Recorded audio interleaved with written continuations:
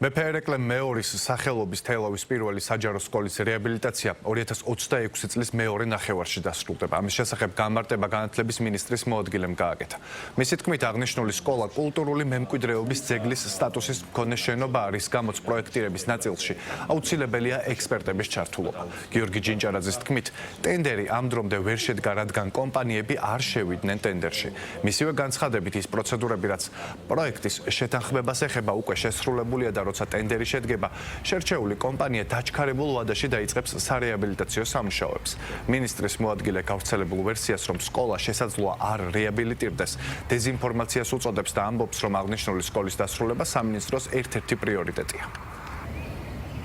ტენდერი სამწუხაროდ ვერ შედგა იმ მოცემულობით, რომ კომპანიები არ შემოვიდნენ ამ ტენდერში და გარკვეული სიტუაციების დროს ხდება ხოლმე ასეთი პრაქტიკა.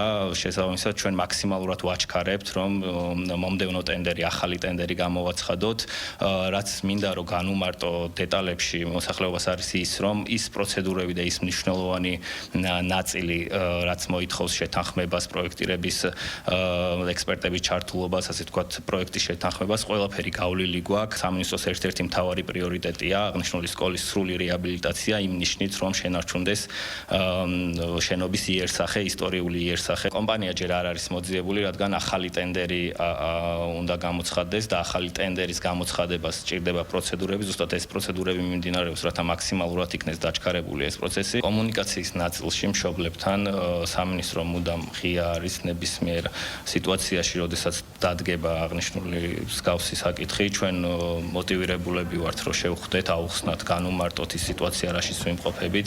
შესაბამისად, ამ მომენტამდე არ ყოფილა მომართვა ჩვენ და მირო გარკვეულ თელავის ნომერ 1 სკოლასთან დაკავშირებით კითხვები ისმებოდა მშობლების მხრიდან. შესაბამისად, თუ აღნიშნული გახდა საჭირო, ჩვენ მზად ვართ, რომ დეტალებში განუმარტოთ, რა ეტაპზე ვართ ახლა.